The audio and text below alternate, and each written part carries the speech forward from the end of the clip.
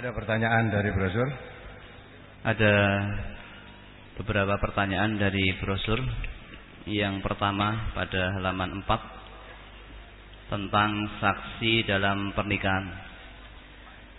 An Aisyah anna Rasulullah sallallahu alaihi wasallam qala la nikaha illa biwaliyin wa syahidai adlin wa ma kana min nikahin ala ghairi dzalik fahuwa batilun fa in tasyajaru fasultanu waliyun man la waliyalahu. Rawahu Ibnu Hibban.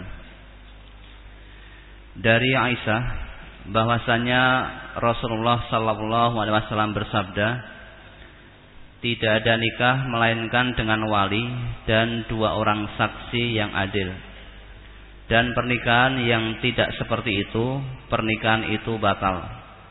Maka jika para walinya berselisih atau saling bertengkar, maka penguasa atau hakim adalah wali bagi orang yang tidak punya wali. Dari hadis yang ada, kami mencermati tidak disebutkan tentang kriteria saksi dalam pernikahan.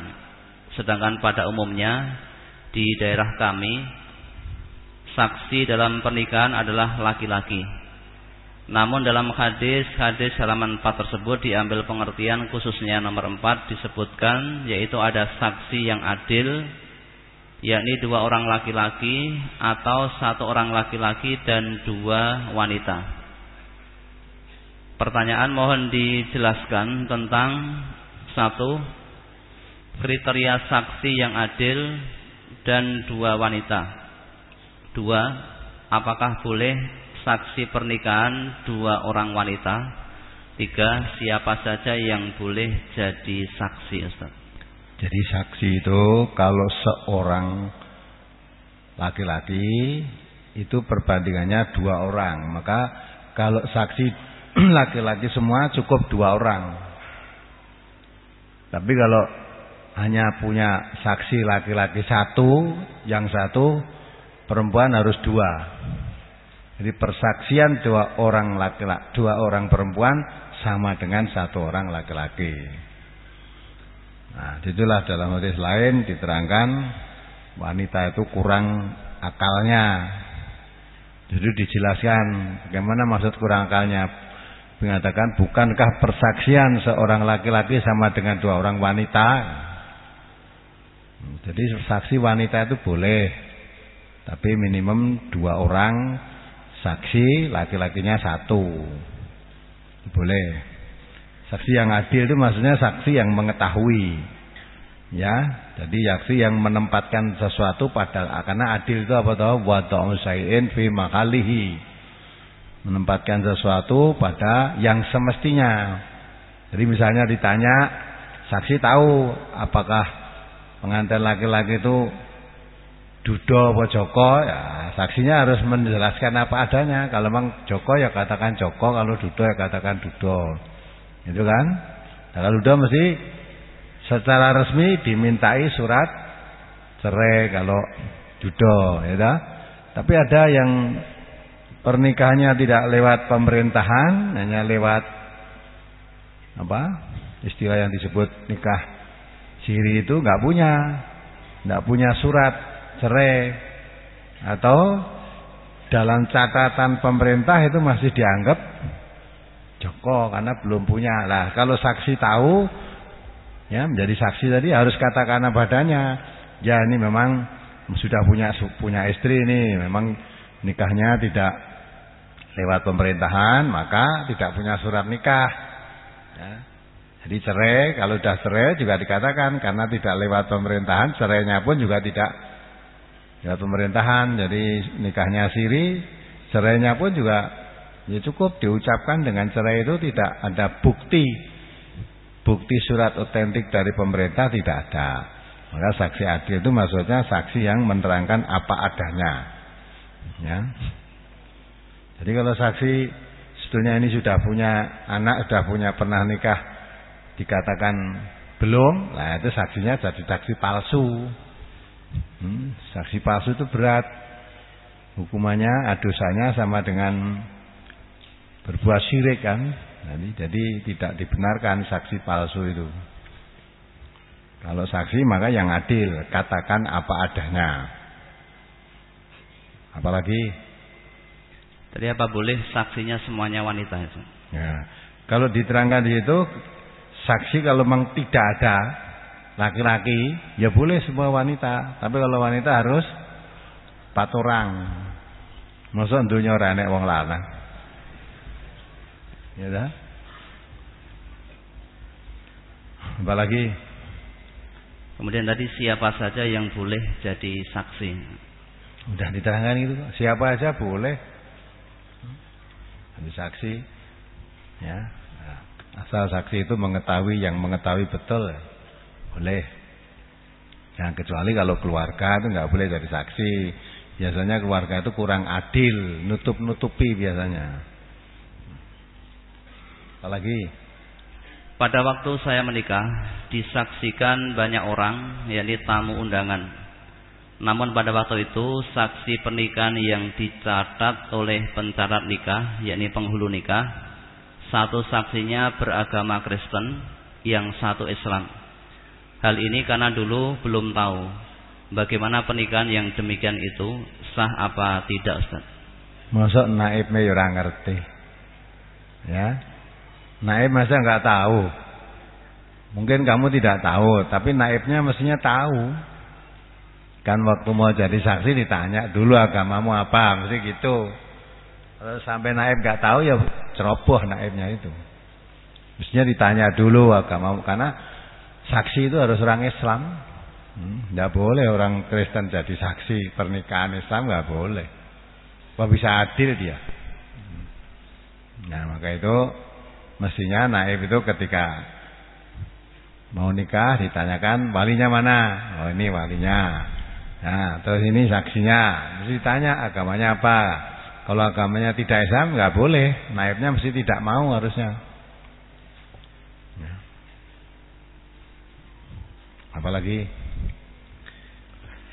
Kemudian dari brosur halaman 7, An Anasin qala aqama an-nabiy sallallahu alaihi wasallam baina Khaybar wal Madinati salasan yubna alaihi bi Safiyata binti Huyayyin fada'atul muslimina ila walimatihi fama kana fiha min khubzin wala lahmin amara bil anta'i fa ulqiya fiha minat tamri wal aqiti was samni fakanat walimatahu faqala al muslimuna ihda ummahatil mu'minina aw mimma malakat yaminu faqalu in hajabaha fahiya min ummahatil mu'minin wa in lam yahjubha fahiya mimma malakat yaminu falamma martahala watta'alaha khalfahu wa maddal hijaba bainaha wa bainan nasi. Rawahul Bukhari. Dari Anas ia berkata, Nabi sallallahu alaihi wasallam pernah singgah di antara Khaybar dan Madinah selama 3 malam, di mana beliau mengadakan pernikahan dengan Sofiyah binti Huyai. Kemudian aku mengundang kaum muslimin untuk menghadiri walimahnya, yang pada walimah itu tidak ada roti dan tidak pula daging. Beliau menyuruh supaya dihamparkan tikar-tikar, lalu diletakkan di atasnya kurma, keju dan samin. Itulah walimah beliau. Lalu kaum muslimin pada bertanya, ini walimah salah seorang ummul mukminin ataukah hamba perempuan yang dimiliki beliau?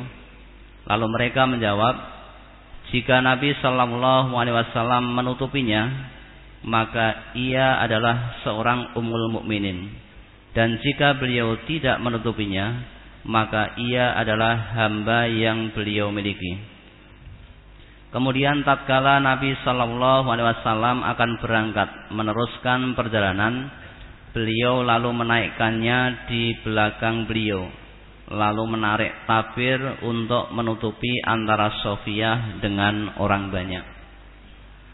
Yang ditanyakan dari hadis ini pada kalimat yang terakhir, lalu menarik tabir untuk menutupi antara Sofiyah dengan orang banyak.